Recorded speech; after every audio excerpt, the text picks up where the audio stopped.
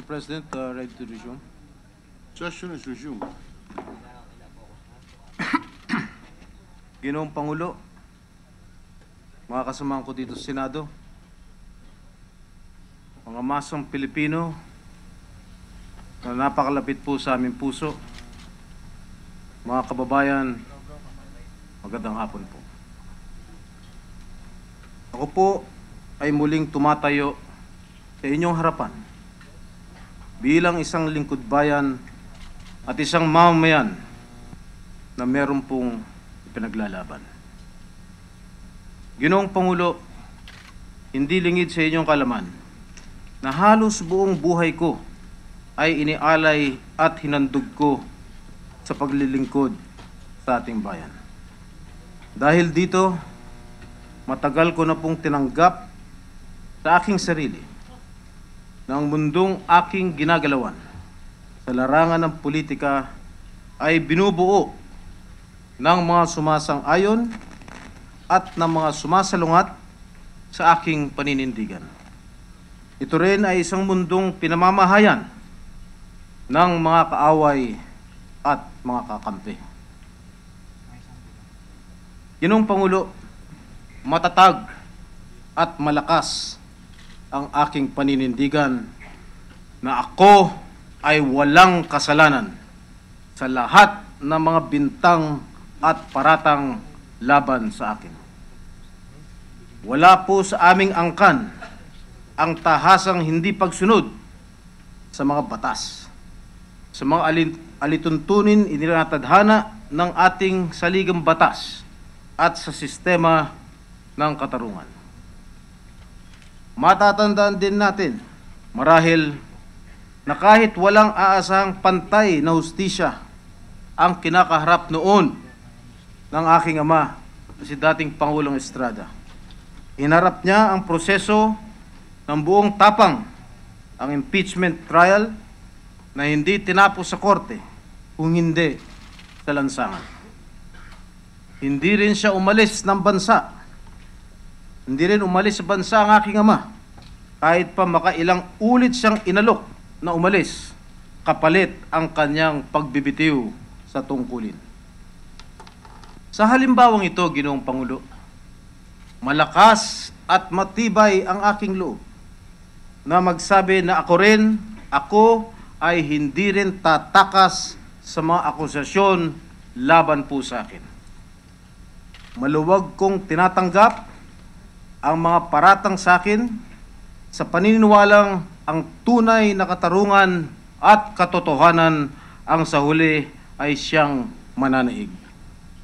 Patunay dito ang makailang ulit ko na ding binitawan na pahayag na hindi po ako natatakot na makulong. Hindi na nila ako kailangan pang hanapin at kaladkarin kung sakaling kami ay dapat nang arestuhin dahil ako na mismo ang kusang susuko sa kinaukulan sa sandaling maglabas ng utos ang korte na ako ay kailangan ng dakpin. At sa puntong ito, Ginoong Pangulo, kung saan mukhang handang-handa na ang may kapangyarihan na arestuhin at dalhin kami sa kulungan para sa kasong walang piyansa. Marami ang nagsasabi na maaari wala na ring saysay na magsalita pa ako o magprotesta sa naging kalakaran ng investigasyon sa amin, hindi lamang ng Department of Justice at ng Ombudsman, kundi pati na rin ng Blue Ribbon Committee at ang naging pagtrato sa amin ng ilang kagawad ng mass media. Wala mang saysay para sa ilan, patuloy akong maninindigan dahil katulad ng paulit-ulit kong sinasabi, ako po ay walang kasalanan. Nung una pa man ako nagsalita dito sa Senado patungkol sa usapin ng PDAF, mariin ko nang inihayag ang tila pagkakaroon ng selektibong pag-akusa laban sa akin at sa aking mga kasamahan. Una, naging selektibo ang ilang mass media sa pagpapahayag ng anomalya patungkol sa PDAF.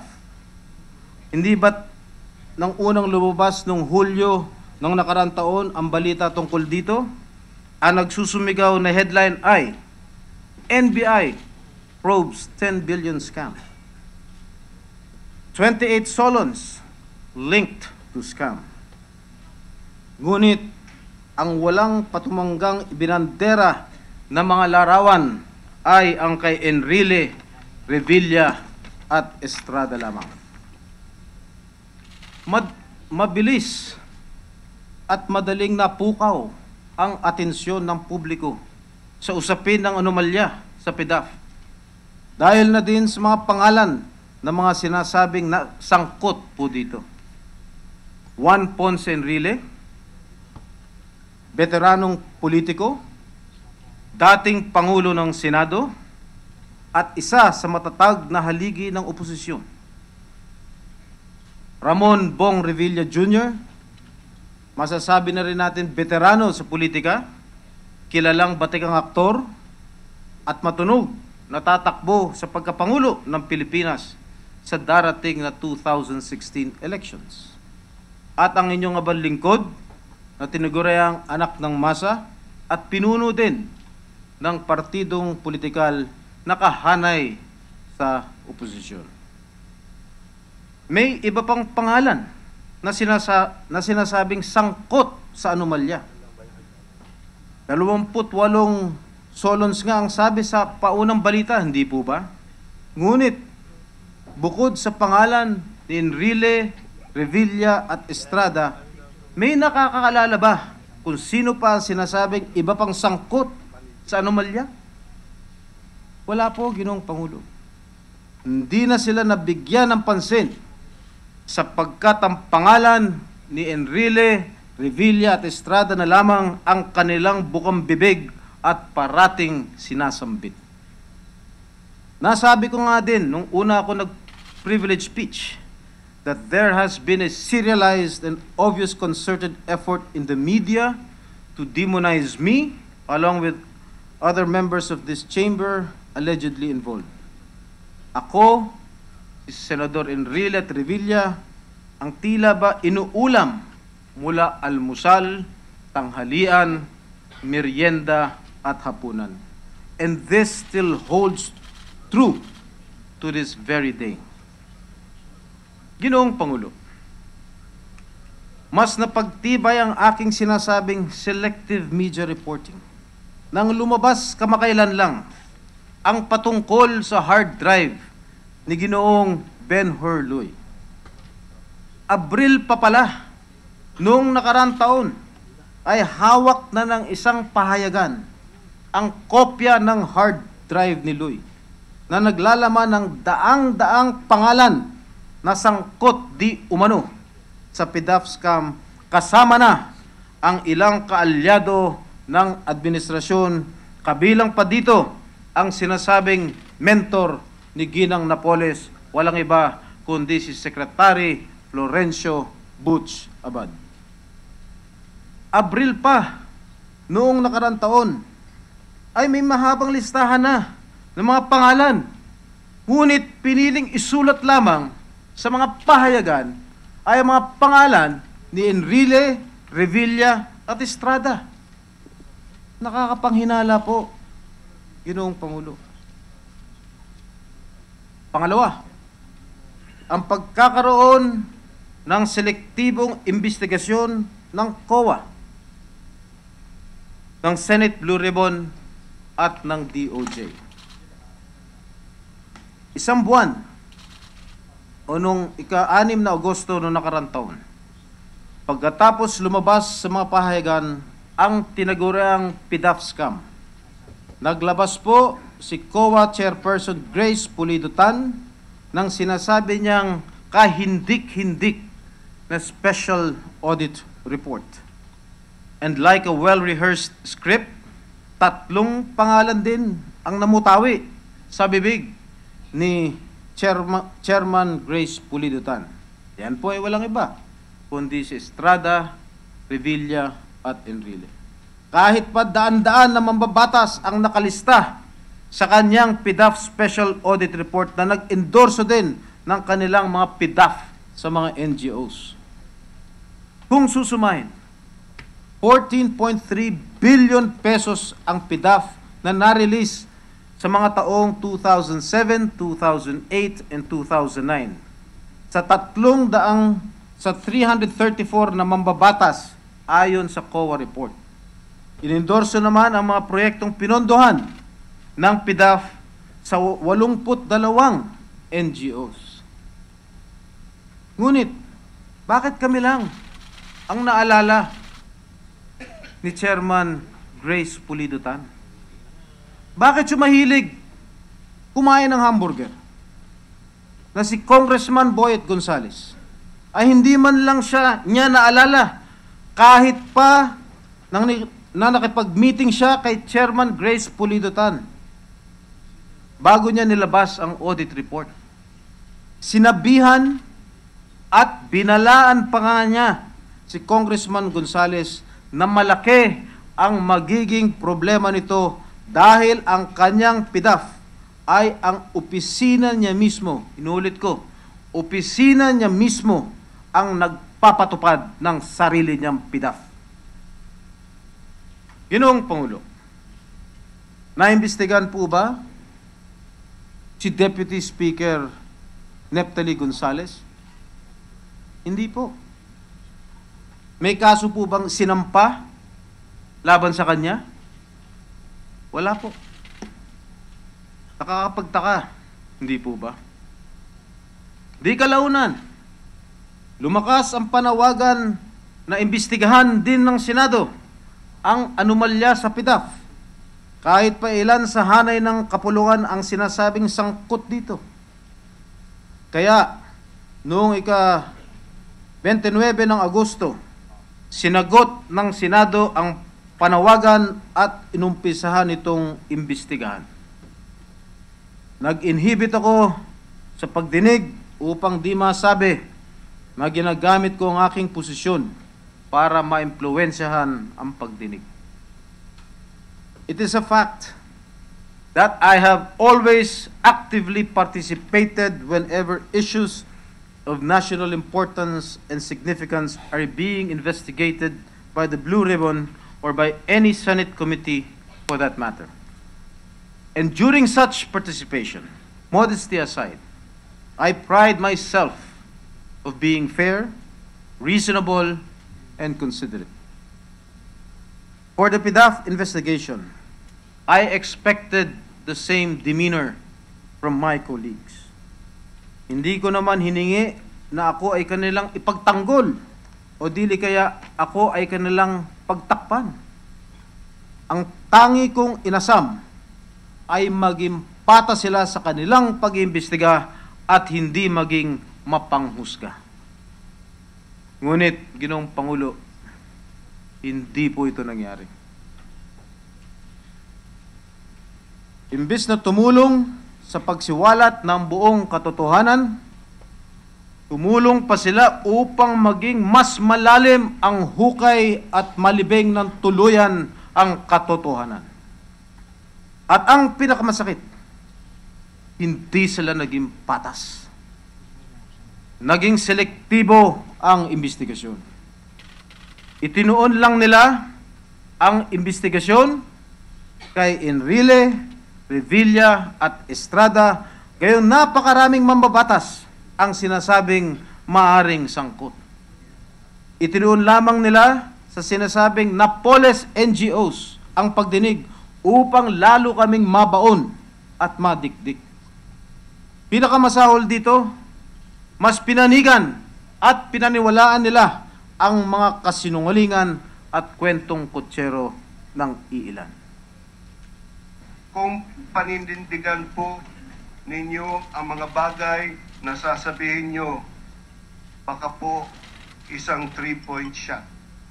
Isang 3-point shot na buzzer beater na winning shot pa. 3-point buzzer beater winning shot. Hindi ba't ganyan hinalintulad ng chairman ng Blue Ribbon Committee ang salaysay ni Ginang Ruby Tuason? Hindi pa tapos ang investigasyon. buo na sa isip ng chairman ng Blue Ribbon na kami po ang may kasalanan. Tanda, sexy, at pogi. Yan naman ang paulit-ulit na sinambit at pinasasambit ng ibang mga miyembro ng Blue Ribbon na para bang tuwan-tuwa na nangungutya. Patas po ba yan, Ginoong Pangulo? Mahal na kababayan? 2 buwan lamang ang lumipas. Simula nung lumabas sa pahayagan ang tinaguriang PDAF scam. Nagsampa na ng kaso sa Ombudsman ang DOJ at NBI. Track daw ang ebidensya, sabi ni Secretary De Lima. Kaya naman, si Juan de la Cruz ay madaling napaniwala na guilty nga ang 3 sangkot na senador. Track nga naman, di ba? Ngunit, lumakas ang mga bulong at naging matunog ang tanong, bakit sila lang? Ang sagot ni Secretary De Lima, we are still investigating. We are still verifying. We are still evaluating. Ano daw? Si Enrile, Revilla at Estrada ay inimbestigan ng wala pang 2 buwan. Pero kapag kakampi o kalyado, mabilisan kiniklear ang pangalan at hindi na kailangan ng investigasyon. Hindi pa doon nagtapos ang ginawa ni Secretary De Lima. Matatandaan na pagkatapos niya magsampa ng kaso laban sa amin, agaran niyang hiniling sa Department of Foreign Affairs na ikansela ang aming mga pasaporte. Ito ay lantarang paglabag sa aming mga karapatang pantao na nakasaad sa ating saligang batas. Karapatan na nagsasabi na kami ay malayang makakaalis o makakagalaw kung aming nanaisin, sapagkat wala pa namang korte o huwes na nagsasabi na ito ay hindi na maaari pang gawin. At karapatan na nagsasabi na wag muna kaming husgahan dahil hindi pa naman napapatunayan ang sala na sa amin ay binibintang. Makatarungan po ba yan, Ginoong Pangulo? At ang pangatlong pagkakataon nagkaroon ng selektibong prosekusyon laban sa amin ay ang lantarang paglabag ng Ombudsman sa aming sagradong karapatan na dumaan at harapin ang kaso laban sa amin sa ilalim ng tama at angkop na proseso o tinatawag na due process. Hindi na po ako nag-asam na makakuha pa ng hustisya kay Secretary De Lima. Ngunit umasa ako na magiging patas ang Ombudsman. Sinabi ko nga sa akin sarili na sana baka doon may laban pa ako. Ang mga unang pahayag ni Ombudsman Conchita Morales Carpio Morales patungkol sa kaso ay nagbigay ng munting pag-asa sa akin. Sinabi niyang masusi nilang titingnan ang mga ebidensya laban sa amin. Nagbigay pa nga siya ng 1 taon para aralin ang mga ito considering the voluminous roomful of evidence. Track nga, sabi ni Secretary De Lima. Ngunit, ang kakaunting ningas ng pag-asa na aking nadama ay mabilisang nawala dahil na din sa mga gawi at mga pahayag ni Ombudsman na nagpakita ng pagkiling laban sa amin. Nang bumalik si Ginang Ruby Tuason sa Pilipinas upang tumistigo laban sa amin, agaran siyang dinala sa tanggapan ng Ombudsman upang panumpaan ang kanyang mga salaysay na tinawag ni Secretary De Lima na slam dunk evidence. Ayan po ang larawan at kitang-kita naman ang kagalakan ng ating ombudsman. At marahil, dahil sa kanyang nadamang galak, nang makita niya ang abogado ni Ginang Tuason na si Attorney Dennis Manalo, nasambit ni ombudsman ang mga katagang ito. And I quote, "Now, we are on the same side." Close quote. After she pointed out that Attorney Manalos being one of the defense lawyer in the impeachment trial. Magkakampi na sila agad-agad? Hindi ba dapat walang kinikilingan ang ombudsman? This seemingly innocent statement is very much contrary to the ombudsman's avowed observance of impartiality and fair play. Nanghinga naman si ombudsman ng pahayag kung anong advice ang maaari niyang ibigay sa mga sangkot sa kaso ng PDAF. Ganito po ang kanyang sinabi. Whoever are those involved in the PDAF controversy, they should start coming up with their defense. Because we will surely file a case if we find that probable cause exists. They should start coming out with their defense now. They should engage good lawyers if they want to be safe, to have a safe and sound suit. For the sake of those listening, ulitin ko po ang sinabi ni Ombudswoman Conchita Carpio Morales. And I quote, "Whoever are those involved in the PDAF controversy, they should start coming up with their defense because we will surely file a case if we find that probable cause exists. They should start coming up with their defense now. They should engage good lawyers if they want to be safe, to have a safe and sound sleep." Pangulo, Mr. President, how can this strongly worded advice inspire belief that the Ombudsman could be impartial in the conduct of its investigation? Mr. President, your guess is as good as mine. At bago pa man niyang maaral at maresolba ang aming motion for reconsideration, ganito na ang naging matapang at mayabang na pahayag ni Ombudsman nang siya ay nasa abroad at tanungin kung may sapat na ebidensya para kami po ay makonvict. Ganito naman po ang kanyang sinabi. That's supposed to be confidential. Given the fact that the Ombudsman has already come up with a resolution that there's probable cause to believe that a crime was committed, crimes were committed, and that the respondents are probably guilty, we have enough evidence. And for the sake again of our listeners, I will repeat what she said, and I quote, "That's supposed to be confidential. But given the fact that the Ombudsman has already come up with a resolution that there's probable cause, we believe that the crimes were committed, that the respondents are probably guilty. We have enough evidence."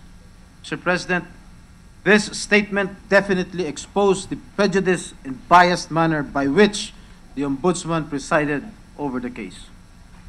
At ngayon, gusto naman ni Ombudsman na magtalaga ang Korte Suprema ng 2 special division sa Sandigan Bayan para di umano'y tumutok sa kasong aming kinakaharap. I believe that what is being bruited about as the rationale for this request is speedy trial. A very, very lame excuse for such an obvious attempt to handpick the men and women who are disposed to convict us. I am very sure that what the Ombudsman really wants is not for a speedy trial, but for a speedy convicting court. Matapos hubugin at paniwalain ang mga mamayan na kami ay may sala, wala nang nagulat pa nang halos sabay na maglabas ng report at resolusyon ang Blue Ribbon at ang tanggapan ng Ombudsman. Ako ay napailing na lamang sa tinaguraang well-orchestrated April Fool's Day extravaganza. The Blue Ribbon Committee Chairman released its draft, partial and unsigned PDAF investigation report noon of April 1. Kahit hindi pa nababasa ng ibang miyembro ng Blue Ribbon Committee ang nakasaad sa nasabing report. Inilabas ito ni Senator Gingona sa media. Ilang minuto lamang, 18 minutes to be exact, ang lumipas. Sinundan naman ito ng presscon ng ombudsman upang ilabas ang resolusyon ng nagsasabing may probable cause to indict Senators Enrile, Revilla, and Estrada for plunder. Ginoong Pangulo, wala na sana ako reklamo sa mabilis na pagresolba ng ombudsman sa aming kaso. Ngunit nang mabasa ko ang resolusyon, lumalabas na may mga ebidensyang ginamit laban sa akin na hindi po ako binigyan ng pagkakataon na kumprontahin o di man lang sagutin. Ito po ay isang malinaw na paglabag sa aking sagradong karapatan na dumaan at harapin ang kaso sa ilalim ng tama at angkop na proseso.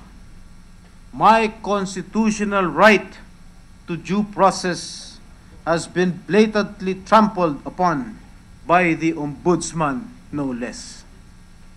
While the Ombudsman undoubtedly has the plenary and unqualified authority to investigate and prosecute, this power is not unbridled. Thus, it should not be used to violate one's constitutional right to due process. Iniimbestigahan pa lamang ng ombudsman ang kaso laban sa akin. Ako ay humiling na bigyan ng mga kopya ng mga ebidensya, lalong-lalo na po ang mga dokumentong isinumite ng iba pang sangkot sa kaso na maaaring magamit laban sa akin. Hindi po ako pinaunlakan ng ombudsman. In an order dated March 27 of this year, the ombudsman denied my request to be furnished with copies of counter affidavits of other respondents, affidavits of new witnesses, and other filings for lack of cogent basis. I would have accepted this had the ombudsman not used these very same documents I requested and which they refused to give against me. Hindi lamang mali ang ginawa ng ombudsman. Ito po ay labag sa saligang batas. Kaya naman, ang tanging lunas ay ang umakyat at humingi ng tulong sa kataas-taasang hukuman o yung ating Korte Suprema. Mukhang natauhan po si Ombudsman Morales sa aking naging hakbang dahil kinabukasan din, pagkatapos ko maghain ng petisyon sa Korte Suprema, nag-atubiling magbigay si Ombudsman ng mga hiniling kong ebidensya na ginamit niya laban sa akin. Pero hindi po maaaring sabihin nalunasan na ang kanyang pagkakamali sa pagbibigay lamang sa akin ng mga nasabing ebidensya dahil may resolusyon ng nilabas ang ombudsman at ginamit na ang mga ebidensyang yon laban sa akin. Nasa Korte Suprema na ang isyong ito at malaki po ang aking pag-asa na ako ang kakatigan dito. Tulad ng inaasahan, at ilang araw lamang matapos ang mga pahayag ni Ombudsman sa New York na malakas ang ebidensya laban sa amin, ibinasura ng Ombudsman ang aming mga musyon at nagsampa na ng information for plunder sa Sandigan Bayan. Nakakalungkot, nakakagulat, at nakakapanghinala. Paano kaya nasabi ni Ombudsman na may plunder gayong ang isang mahalagang elemento nito ay wala? Ang pagkamal na mahigit na 50 million pesos. Wala po akong ninakaw na 50 million o ni isang kusing sa kaban ng ating bayan.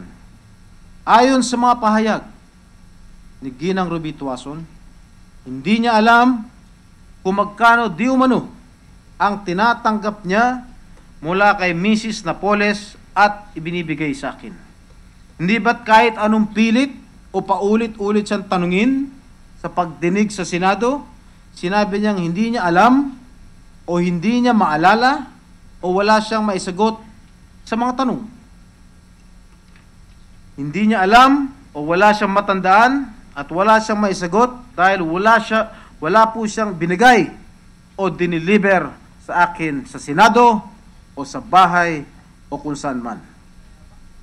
Ang ledger naman ni Luy, kung saan nakatala, di umano, ang mga komisyon na akin natanggap mula kay Ginang Tuason, kung ito po ay susumahin, ay hindi po aabot ng 50 million pesos. Ang iba naman nakatala sa ledger ay hearsay, sapagkat wala namang personal na kaalaman si Ben-Hur Luy dito. Tinala niya ang mga ito dahil inutos o sinabi daw ni Ginang Napoles. Halatang halata na pinilit upang magkaroon ng kasong plunder. Nabanggit ko na rin lang naman ang pagtestigo ni Ginang Tuason sa pagdinig sa Senado. Matatandaan na sinabi niyang minsan siya nag-deliver ng pera sa aking opisina. Mariin ko itong pinabubulaanan bilang patunay ng aking sinasabi na hindi pera kung hindi pagkain. Madalas pa nga'y sandwich ang dala ni Ginang Tuason. Narito ang isang larawan na hango sa CCTV footage report ng Senate Security. At sa dalawang report na sinumpete ng Senate Security patungkol dito, wala ni isang pagkakataon na nakita si Ginang Tuason na may dalang duffel bag katulad ng kanyang pinagsasabi. Kitang-kita na po, mismo ang Senate o saan nagbigay niyan sa akin. Ginoong Pangulo, wala na pong nagaganap patungkol sa aking kasong kinaharap. Lalo na sa mga nakaraang araw, ang aking ikinagugulat pa. Katulad nga ng lagi kong sinasabi, sa simula pa lamang ng usapin patungkol sa anomalya sa PDAF, kami ay hinusgahan na sa mga paratang na sa aking tinagap ay di ko po kayang gawin. Bigo man kaming makuha ang patas na hustisya sa Blue Ribbon, sa DOJ at sa Ombudsman, malakas ang aking paninindigan na kami ay kakatigan ng patas ng kataas-taas hukuman at ng sandigan bayan. Marahil, sa pagbubukas ng panibagong sesyon ng mataas na kapulungan ito sa darating na Hulyo, hindi nyo muna ako makikita dito. Sa bibihira at limitadong pagkakataon, absent po ako sa Senado. Ngayon lang siguro, the records can bear me out. Kahit kailan, simula nung naging senador ako noong 2004, hanggang ngayon, kahit may sakit po ako, pumapasok po ako rito sa Senado. Wala po akong absent. Kung sakasakali man lang ako ay ikulong, dun lang magre-reflect na hindi po ako makakapasok sa Senado. Sa aking pamilya, pauna, sa aking mga magulang, lalong-lalo na po sa aking ama at ina, dating Pangulong Harap, dating Senadora Loy, sa panahong ito na hindi na kayo bumabata, naghahabol na akong makasama kayo. Ngunit gustuin ko mang gugulin ang aking panahon para naman hindi ko pagsisihan at hinangayangan sa huli ang mga dapat ginagawa ko habang kayo ay kasama ko. Panandalian ko pong hindi matutupad to, pero babawi ako. Dad, Ami, Huwag kayong mag-alala. Kayang-kaya ko to. Sa aking mga kapatid, na si Jackie at si Jude, salamat sa walang patlang na suporta, tiwala at sa inyong hindi pag-iwan sa akin sa gitna ng laban. Sa aking may bahay na si Presi, patawad sa mga pasakit na iyong dinaranas dahil sa mga pagsubok na ating patuloy na kinakaharap. Naway manatili kang matatag, lalong-lalo na para sa ating mga anak. At sa nalalapit natin paggunita ng ika-25 wedding anniversary natin, nais ko sana kitang iharap muli sa dambana. Ngunit dahil hindi umaayon ang pagkakataon, gagawin ko pa din na ikaw ay pakasalan kahit ako ay nasa loob ng piitan. Sa aking 4 na anak, na si Janela, Jolo, Julian at Jill, lagi ninyong tatandaan ang mga pangaral ko sa inyo. Magkaroon kayo ng takot sa Diyos, manatiling magalang at mapagpakumbaba, at huwag kayong mahiya pagkus ipagmalaki na kayo ay isang estrada. Ginoong Pangulo, minsan nang nangyari sa akin ito, pero napatunayan ko na wala po akong kasalanan. At sa pagkakataong ito, ay papatunayan kong muli na walang basihan ang mga bintang na ipinaako nila sa akin. Magtagumpay man silang maipakulong ako, masunod man ang kanilang gusto na mawala ako sa kanilang dinaraanan, pero ang aking prinsipyo at paninindigan kailanman ay hindi nila makukuha sa akin. Hindi pa tapos ang laban. Nagsisimula pa lamang. Hindi ko po pababayang wasakin ng mga mapanghusgang binabato sa akin ngayon ang malaking respeto at tiwala na ipinagkaloob nyo sa akin ng maraming ulit na. Patutunayan ko po sa inyo na hindi po ako nagkulang at lalong hindi nagmalabis sa posisyon na kayo mismo ang pumili para sa akin. Sa mga taong hindi masaya sa pagtupad ko sa aking tungkulin bilang isang mambabatas, hindi kayo ang magiging dahilan ng aking pagsuko. Tutuparin ko pa rin ang aking pangako sa ating mga kababayan na sila ang palaging una sa aking paglilingkod, may rehas mang nakaharang o wala. Milyong-milyong Pilipino ang nagbigay sa akin ng tiwala, kaya ako po ay nasa Senado. Hindi po ako pinili at niluklok lamang ng iilan. Ang malaking bilang ng aking mga kababayan ang patuloy kong magiging inspirasyon sa pakikipaglaban hanggang sa dumating ang panahon na malinis ko muli ang aking pangalan na pinutikan ng mga taong mas unang dapat manalamin upang makita ang mga dungis sa kanilang mga muka.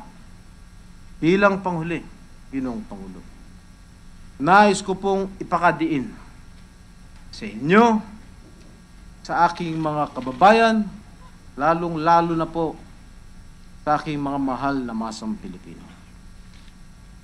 Hindi po ako magnanakaw. Alam ko kung ano ang nararapat para sa akin at kung ano ang halagang dapat pakinabangan ng ating mga kababayan.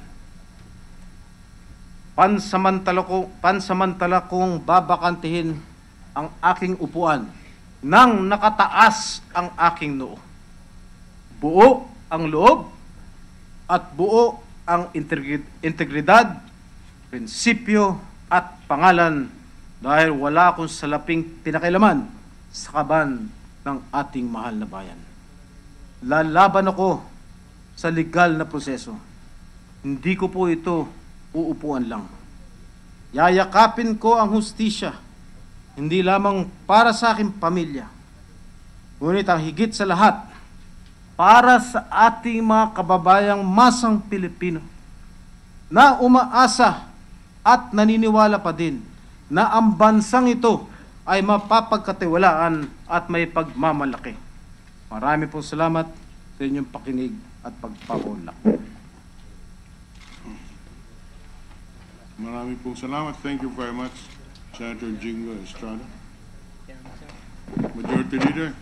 Thank you, Mr. President. Mr. President, I move that we refer the speech of the Honorable Senator Jingo Estrada to the Committee on Rules. So referred. Mr. President, may I ask for a minute 1 suspension? minute suspension.